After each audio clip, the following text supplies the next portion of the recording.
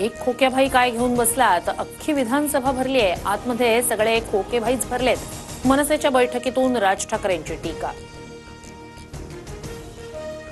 आपलं अस्तित्व जाणवून देण्यासाठी राज ठाकरेंची अशी विधानं। जनतेनं ज्यांना निवडून दिलं नाही ते विधानसभेत नाही तर विधान करण्याच्या कार्यक्रमात बसतात। मंत्री आशिष शेलार यांचं राज ठाकरेंना प्रत्युत्तर।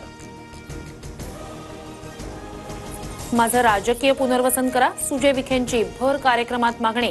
तर महायुतीच्या यशात विखेंचा मोठा सहभाग, पुनर्वसन निश्चितच होईल। विखेंच्या विनंतीला प्रतिसाद देत महायुतीच्या आमदारांचं आश्वासन। देशाचे वडील सतीश सालियान उद्या मालवणी पोलीस ठाण्यात जबाब नोंदवण्याची शक्यता। सालियान यांच्या वकिलांनी पोलिसांकडे पुराव्यांची केली होती मागणी। प्रकरणाच्या नव्यानं चौकशीसाठी याचिकाही दाखल। युती धर्म पाळणं आपलं कर्तव्य, महायुतीत वाद होईल अशी वक्तव्य प्रवक्ते कार्यकर्त्यांनी करू नये।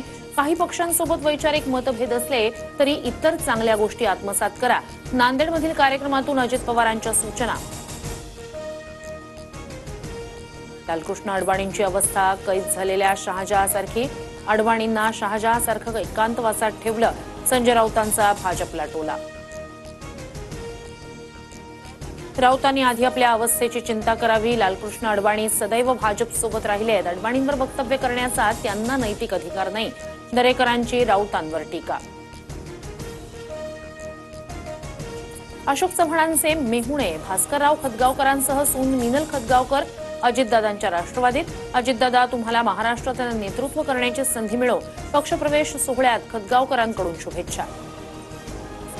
सावज टप्प्यात आलाय, थोडीशी वाट पहा। सोलापुरातल्या कार्यक्रमात मंत्री जयकुमार गोरे यांचं वक्तव्य। सातारा जिल्ह्यातल्या मोठ्या नेत्याकडे रोख असल्याची चर्चा। दादर पश्चिमेतील प्रसिद्ध कबूतरखाना प्रभादेवी किंवा वरळीला स्थलांतरित करण्याची शक्यता। मुंबई महापालिका स्तरावर हालचाली।